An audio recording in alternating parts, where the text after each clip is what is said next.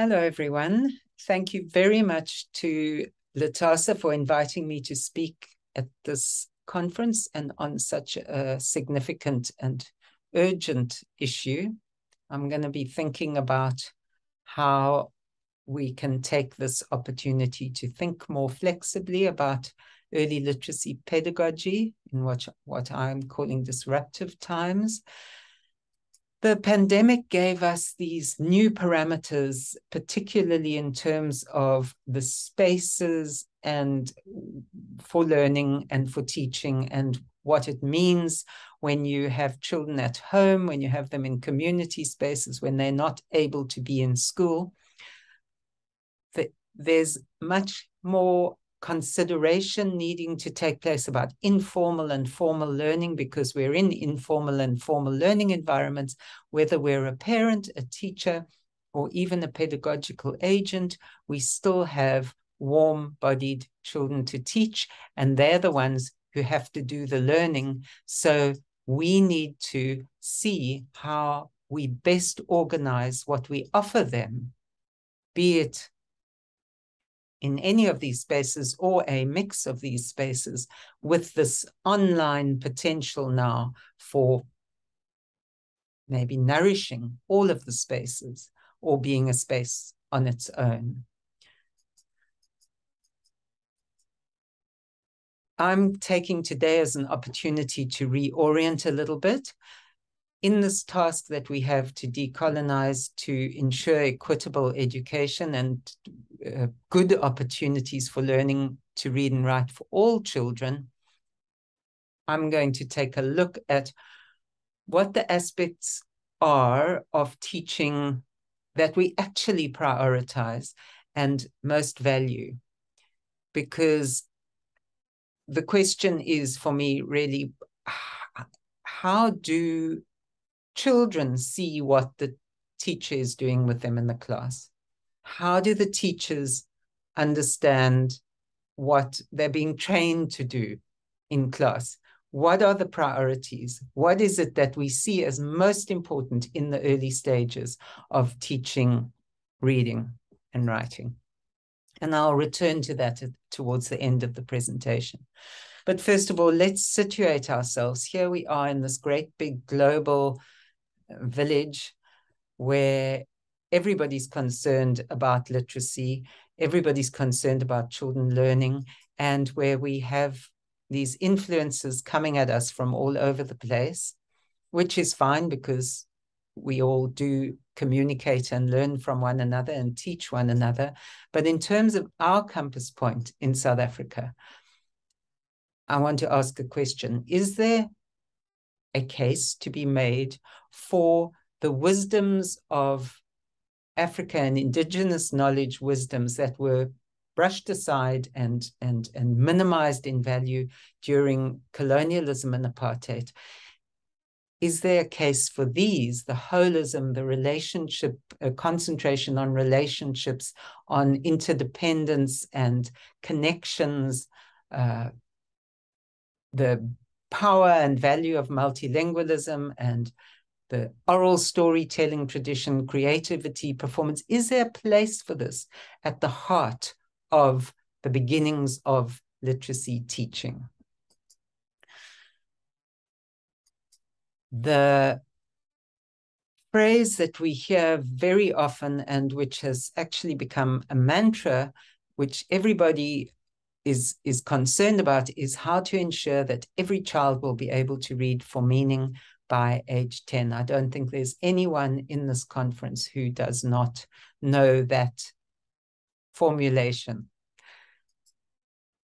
Alison Gopnik, who's a neuroscientist from the United States, says, from the moment they're born, children are exceptional learners. Our brains are most active in the first few years of life. I don't think anybody here would disagree with that either. And we all know different people who've said the same kind of thing. Young children are brilliant learners. If that's the case, how is it that there's this great big gulf between a young child and reading for meaning? is it actually useful to talk about reaching meaning only at the age of 10?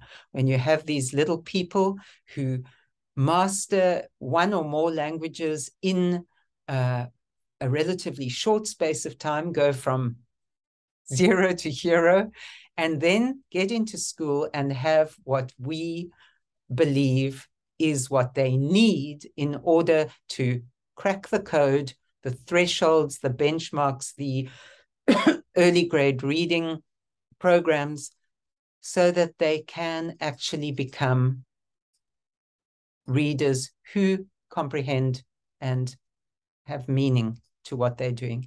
So the question is, why are so many children not achieving this?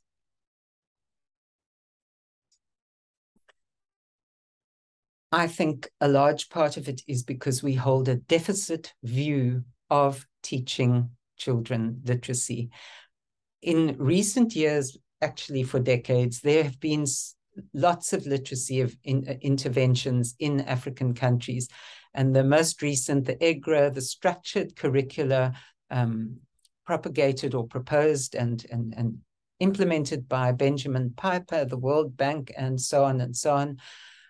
In a review of some scripted lessons, research on scripted lessons, Piper advises at the end, teachers should always keep things simple. They must stick to the guide. They must keep their lessons short. They must have a low number of activities. We should not expect teachers to develop lesson plans or notes. This kind of thinking is quoted in South African research and used to guide us as well.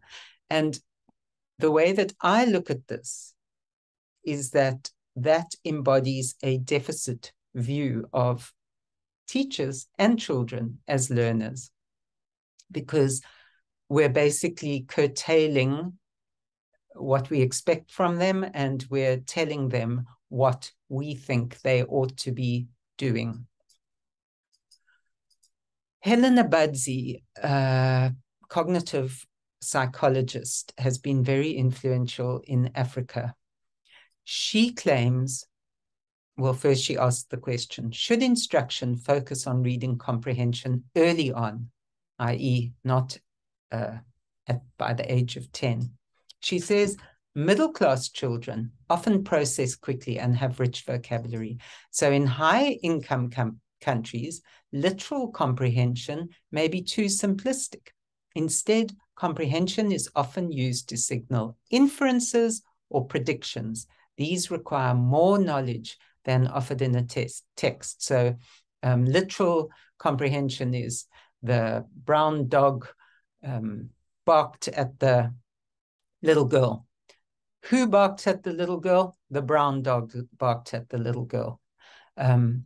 What she also says is that research shows that speed is critical early on in instruction, and that comprehension is a byproduct. There you go, a byproduct of speed, okay? She carries on to say that poorer students have got a more limited vocabulary, and sometimes there's research from the United States that talks to this. She says they may lack the academic language to deal with classroom conversations. Inferences are crucial, but they are much easier to make after students attain parallel processing. I think she means by that fluency in decoding, in reading, and understand the literal meaning of text. So she's saying for poor children, the literal meaning of text must happen first. In middle-class homes, affluent homes, there's a richness that comes in that means that this literalness is not needed. So Abadzi claims basically that to teach the poor efficiently, and this is a quote from her, we must make learning easiest on their brains. Before I move on, I just want to say we follow quite a bit of what Abadzi says in our programs in South Africa. So how do we think children learn, actually? How does a Budsy think children learn? How do you think children learn? We all have understandings or views in our heads, whether we make them explicit or not. We have ideas about how children learn. And I just placed this photograph here for you just to marvel with me at the incredible ability of a tiny little guy to be like, is that Superman or Spider-Man? One of them. In literacy, there are different models, basically two main models of how we view reading. And the one that is most prevalent at the moment and has been claimed to be the one that is valid is the simple skills-based model. And some of you know this, but I'm just going to go through it because it's important for the way that we are thinking. So in this model, you have to start. What's really important is the start off of getting children to learn to decode sounds, letters, sight words, etc., become automatic with this process, then fluent, so that you're able to read quickly, how many words a minute. Some of you will know that we do that. And to children in classrooms as we're teaching them. And then the end point, as people say, is comprehending, or comprehension is the end point of this process. And this is where we're all aiming to get. We're all trying to get to comprehension. Okay.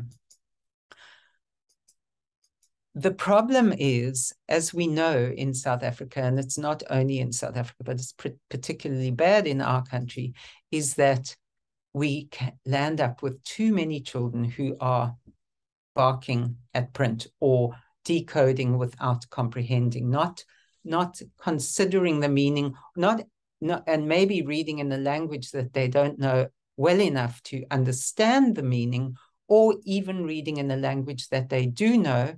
And there's evidence in the United States that some children who are reading in a language they know go so fast, because they're required to go fast for this fluency, that they put the emphasis in the wrong places, and they basically disconnect from the idea that reading should be meaningful. So there are different ways that you can be barking at print if you don't understand the language, but you've learned how to decode, or if you understand the language, but you've just disconnected from meaning.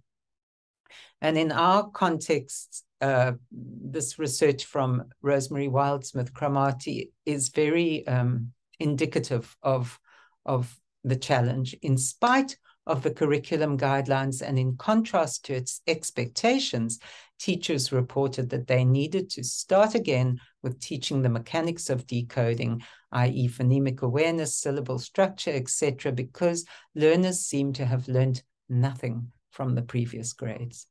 So what is going on? Well, before I talk about what I think is important, I just want to explain that there is a body of reductionist neuroscience which underlies this, doesn't underlie, it supports this understanding of reading and the importance of this in the beginning stages of reading. And there's a claim now that the science of reading, which is the large body of a lot of evidence about reading, that the science of reading gives evidence of only one correct way to teach reading, and that is the one that I've just shown you. Now, one of these neuroscientists, sorry, I just want to go back to one of these neuroscientists is Stanislav Dehaene. He's a very well-established, well-esteemed, and famous neuroscientist. He is not a reading specialist, but he proclaims about teaching reading. And what he says is that children basically should not be encouraged to try to read conventionally. We'll come back to that. Children need to understand that only the analysis of letters one by one will allow them to discover a word's identity. Okay, so he's saying they have to learn to decode and put the letters together slowly but surely, become automatic fluent, and then they will discover the word's identity. Right, and this has been pushed by Helena Budzi and others in African settings. And I flag danger. And what I want to do now is share what is a meaning-based model and a model that is based in or supported by a much broader body of neuroscience, which is known as integrative neuroscience, because it integrates from a number of different parts of the discipline. Okay, so but first the model. So you had that simple model. And let me say before I show it, that the elements that I'm going to show you now, all of those elements are understood by proponents of the simple model to also be important. It's not that they're ignored completely, but it's the emphasis on them, the relative emphasis, the emphasis in the simple model is on that central aspect that I shared with you. Now, in a meaning-based model, it's holistic. So the understanding is that children do not learn in compartmentalized ways. So the reading and writing cultural practices with interactive role models who are knowledgeable and nurturing, Friedrich Frobel would have said, are crucial and ongoing in an ongoing way. Having rich experiences with stories and narratives and engaging in imaginative thinking is critical right from the beginning. Talk, read, write, discover, and make personal meaning right from the beginning. Predict, infer, decode, discuss. Unlike what Helena Budzi is suggesting, children, and I will show you this now, are able to predict right from the beginning, and they should be taught strategies to predict right from the start, unlike what Stanislav Dehaene is saying, sound out everything from the beginning. Okay. So comprehension and fluency comes through a mix of strategies. And all of this brings about motivation and engagement and an identity of being a fledgling reader and writer. I am a young reader and writer. I am learning to read and write. This is important for my identity. Okay, so motivation, engagement, identity, and all of it obviously is to do with phonics, grammar, and meaning. But the phonics and the use of the phonics is in service of meaning. Okay, so comprehension happens through a mix of all these things, and there's a holistic cycle of holistic interplay of all these factors to create a blossoming literacy learner. Okay. So we've got a writer, reader, a child, because writing and reading are not separate. They don't have to be separate. They can be learned together. When you are writing something, you're having to work out how to spell. So you're actually having to look at the letter-sound relationship. So writer, readers, making meaning, working at comprehension from the beginning, using their knowledge and experience of their language, its structure, its grammar, its graphophonic features, you are using decoding and encoding and so on, as well as, and most importantly, driving the whole process is wanting to be doing something interesting. Okay, so an emergent reader and a convention to the process of an emergent reader to a conventional reader is a continuum. When you're looking at things like the patterns in oral and written language, you're dealing with story, with fiction, with non-fiction, with visuals, with oral language, with cultural practices. All of these things are enriching your process of learning to read, along with your knowledge of the alphabetic principle, the concepts of print, your phonemic awareness, and your knowledge of phonics in any language that you're working in. So this model that I've just shown you is supported by integrative neuroscience. And what do I mean by that? Well, I mean that, and I hope that it'll become clear to you as we go along, that what the integrative neuroscience evidence tells us is about how our brains work and how we learn.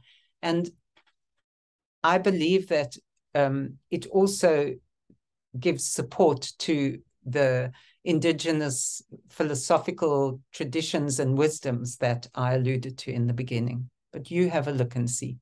So all human brains share some evolutionary endowed functions, and these are much too fast for us to be consciously aware of. This is all going on in the background. We don't know it's happening, but these neuroscientists have discovered this.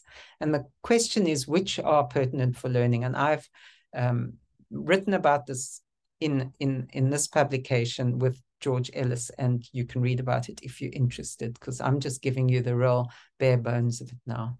So plasticity is the basis of learning. Learning happens because we have these plastic brains, and the neural connections are changing all the time as we experience life, okay? That's what allows learning to happen. And what we use gets strengthened. That's why people say playing a musical instrument changes the brain. Well, you use certain parts of your brain for that, and that gets strengthened and it changes in your brain. And what you don't use gets pruned and dies out. Okay, so one has to think about that. So if you don't use your brain for certain things, it gradually dies out. And from birth until 10 is this time of major learning and connections.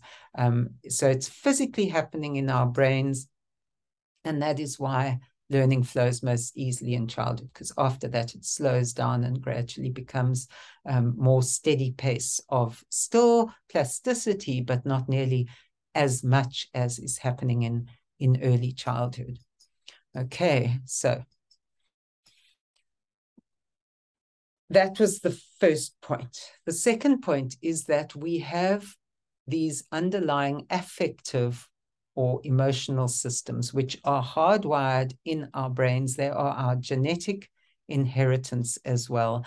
And they are what give rise to our emotions. I think there's something like 7 to 9 primary emotional systems, which are driven by neurotransmitters as serotonin, dopamine. It diffuses through our brains. This is not just ideas that I'm giving you. This is in our brains, okay, these affective systems.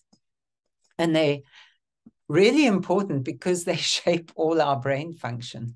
And from birth onwards, they support our cognition and perception, and they guide thought and learning. Our emotions guide our thinking. It's not the other way around, although obviously it gets complex and we can control our emotions, but these emotional systems are guiding thought and learning. And each memory has an emotional tag that is attached to it, whether we are aware of it or not. Sometimes we become aware of it when something happens and we have a memory of something like maybe learning to read as a child, and it may be a positive one or a negative one. We feel it within us in an emotional way.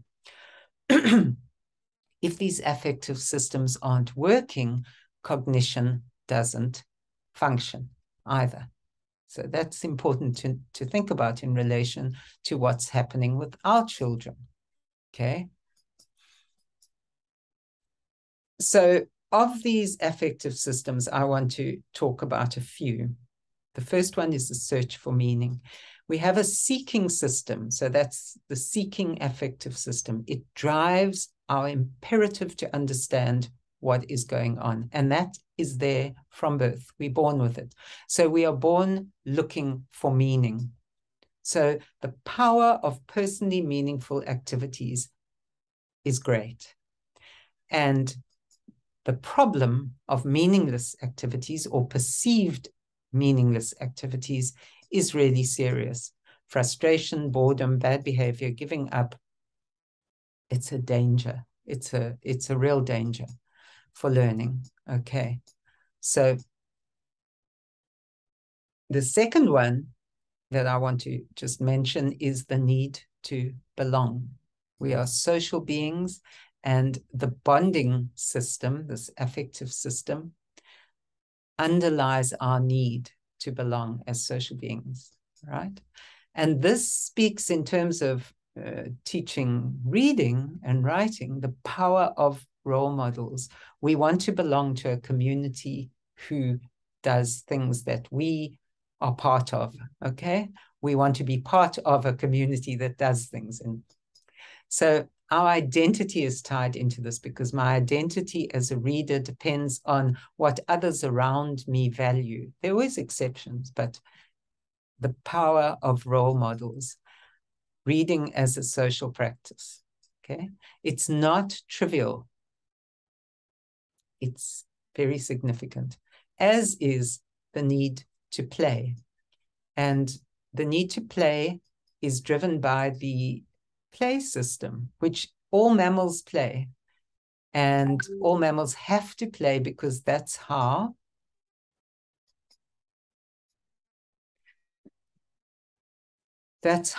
they make sense of things. It combines with all the other systems to create a strong learning drive, okay?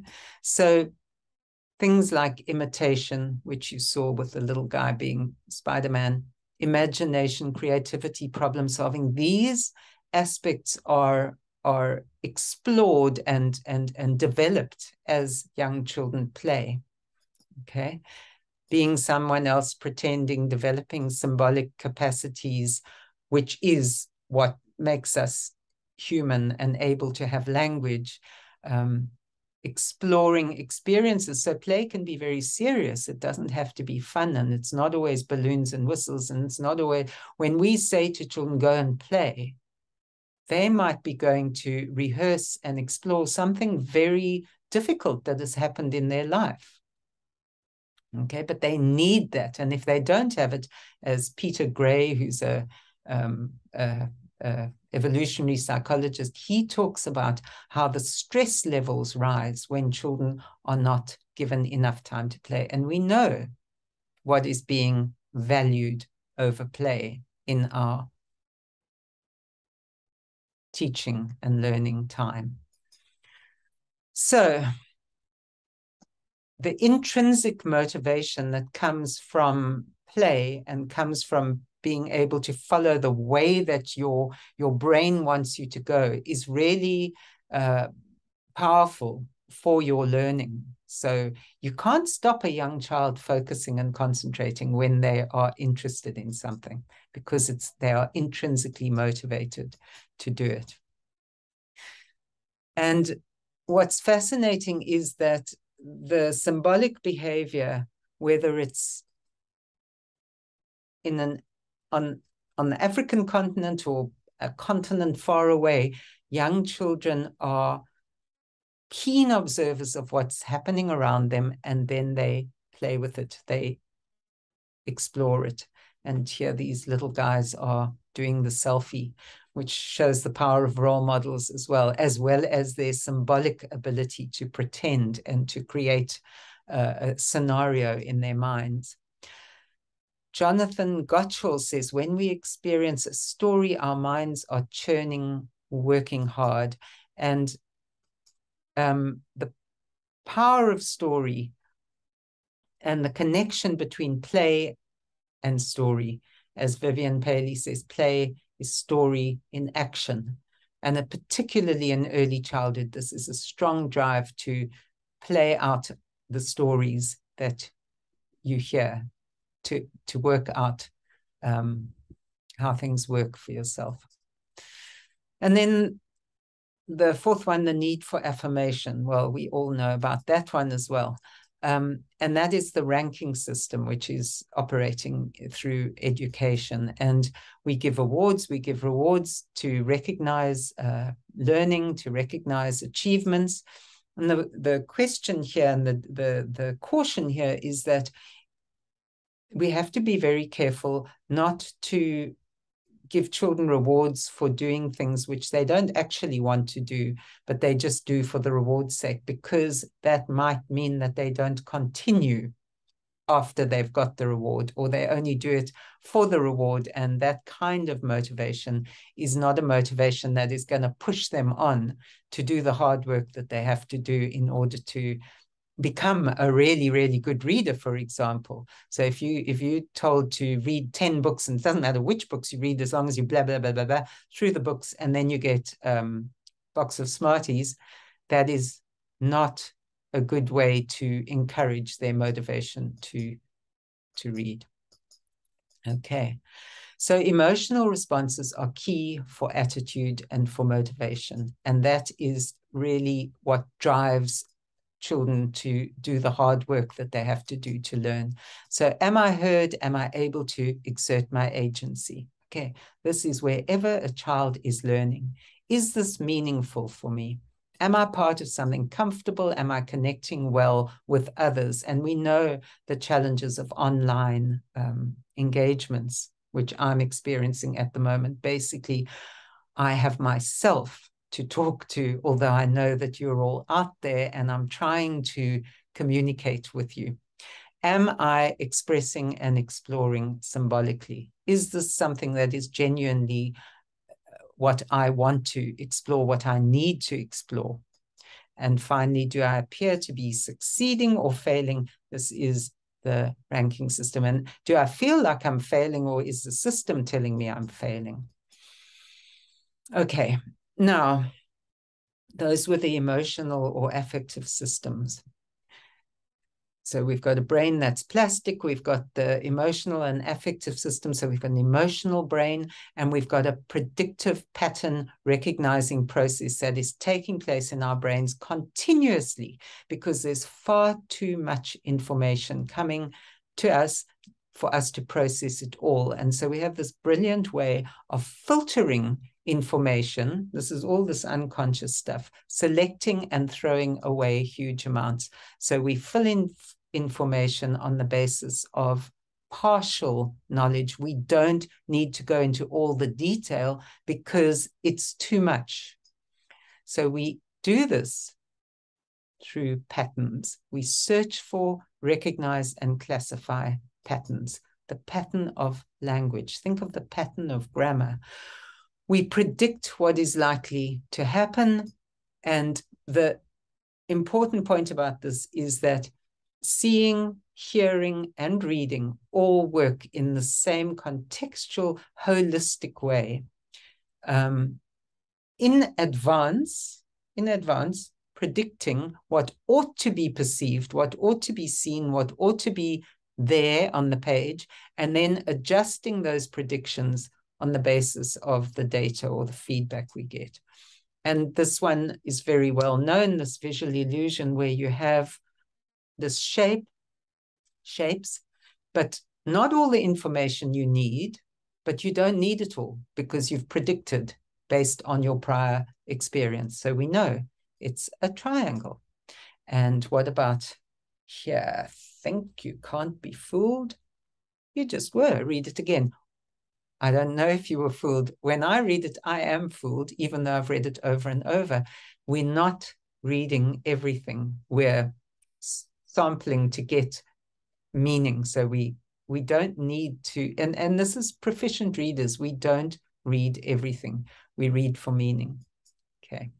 So we don't read every word. Do young learners have to read every word? It's a question. You can read this even though it is not written correctly, if you speak English. And if English is, or if you know English well enough. If you don't read English, this is taking away a lot from you. And we can, but the point that I'm making here is that here we're predicting closed passages, and this, the words are missing. We're making sense of it. Why? Because we've got this pattern of narrative, and because we've got this predicting, pattern recognizing brain. So whole chunks of meaningfully arranged texts are easier to remember. Think again of traditional practices, lullabies, songs, rhymes, stories, the oral tradition and all those devices to remember without writing things down. Our brains have come to chunk information into meaningful parts, okay? And that avoids the problem of overload, which is a different point to the one made by the neuroscience of reading from a reductionist perspective, because they say that you have to learn all the parts very fluently and automatically to avoid overload when you comprehend. Here, I'm saying there's something different happening in our brains. We chunk language into meaningful parts. So we first have the parts, and then we first have the whole, and then the parts, the tiny parts, we can look at after that. Okay, so the idea with teaching early reading is moving young readers' attention from meaning to parts, because that aids memory and that also inspires them. So here's, for example, just a little Xhosa lullaby, tula baba, and there's the pattern within the words, there's the pattern in the repetition. There's plenty of phonemic awareness and phonic lessons that you can do there. But you start with something that makes children interested in, and that they're interested in, that maybe comes from their homes or their grannies or their family background, not with a set pattern of phonics out of context that you want to teach them. That's what this seems to be pointing to. Okay, successive approximations. What do we mean here? Our brains create and update models of what we're learning based on prior experience. Okay, so what that means is we need feedback to know if the model that we're developing is okay, or we alter it to a conventional model. So what the neuroscience tells us is that learning is proceeding by generating a series of better and better approximations of what we need to understand. Okay, so you're trying to understand something, to understand some of it, and you put that down, and then you get some more information and you adjust that. And if you think about learning to speak, when babies learn to speak with feedback from people, they move from the immature babbling and immature language to the conventional form of their community or their group or whatever. Now, actually, it's the same with learning to write and even learning to read. When because you're working out what it is, the learner is working out what it is for themselves, and they're trying to use it for a purpose. They're exploring what it means to be a writer in this case, and they're getting different examples of why we write, why it's important. This emergent writing then becomes more and more honed to the conventional form until you have this kind of invented spelling like, what does this one say? Fix the shower, Dad. Fix the shower, Dad. Fix the mop. Don't forget, Dad. So you see, and she's getting there, or he's getting there. And here you then get to that point of being more conventional. Okay, so thinking of how to spell as a young child as you're learning to write is one of the ways that you come to grips with the letter sound combinations of your particular language that you're working in. And our children in South Africa need to, because we still focus on English as well as African languages, most children are going to be learning an African language which may have more regular letter sound relationships, be easier to spell. They're different characteristics of different languages. English is very difficult to focus on the regularities because there's so many exceptions. So we have to think about those things. What makes it easy for children to learn? And I'm coming to the end now. There are 2 neural routes involved in reading, according to the neuroscience, and everybody agrees on this. from different perspectives. People agree about this, that there is a decoding dorsal pathway, and then there's a meaning and prediction sight recognition pathway, which is the ventral pathway. Now, the point that I want to make is that both are actually activated from the early years for learning, for reading, learning to read. But that is claimed to be not the case. I claim it is the case. The dorsal route involves decoding, and children are doing that, yes, but the ventral route does not. And the point about it is that they are able to use the ventral route, which works holistically as well. And it's like if you come into a room, you rapidly see the whole of the room first. Then you start noticing the details. If you look at a rabbit, for example, you see the rabbit. Then you maybe start looking at the ears, legs, so on and so on. So we look at things in a gestalt or holistic way. And this is what children do when they are able to read signs like McDonald's, Marmite, whatever. They don't necessarily know how to spell it, but because they read it like a picture, if you like. They read the whole. And young children begin learning to read like this when they're given the chance to, and then they go into the detail from the whole. So, and it's accepted that mature readers use both routes, and my claim and others' claim is that children can use both routes as well if they are encouraged to predict, to guess, to use the other strategies which have to do with an interplay of semantics, syntactics, and phonics. Okay. So to end with a beautiful quote by Gordon Wells, who was an early literacy specialist, he said, "We are the meaning makers, every one of us, children, parents, and teachers. To try and make sense, to construct stories and explanations, and to share them with others in speech and in writing is an essential part of being human. For those of us who are more knowledgeable and more mature, parents and teachers, the responsibility is clear to interact with those in our care through action, talk, and text in such a way as to foster and enrich their meaning-making and develop their understanding." Okay, and so if we go back to that opportunity to reorient that I was talking about, whether we're talking online or offline in different settings and environments,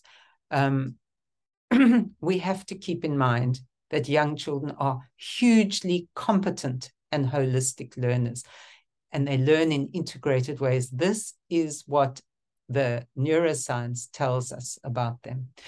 That meaningful literacy learning with comprehension is a continuum from the beginning because we are driven to make meaning. And that the funds of knowledge from communities, the cultural practices, the diversity of our knowledge needs to be at the heart of and drive our programs, because that's where our learners, our children are at. We need to start with where they're at and build on new knowledge so that they learn from prior experience into the new and the other. I'm coming to the end. I've talked too much. The second last point I'm making is that emotions and the emotional systems, play, meaning making, all of those things that I talked about, bonding, and are extremely important for literacy learning. This isn't an optional extra, and we can't just expect children just to set aside everything about how they learn in order to follow a program that we think is important for them. And the final one, which is key to the whole issue of storytelling, rich language, is that memory is aided by meaningful texts. Okay, so if we come back to the heart of things, where we are, and we consider the values that I talked about before, and then we come in with a meaning-based, multilingual early literacy approach, which is embedded in holism, in holistic story and play-focused pedagogies and practice, we will be the nurturing and knowledgeable adults that we need to be in order to help children and to give them the best opportunities they can to become competent, critical, creative readers and writers. Thank you. Thank you for listening.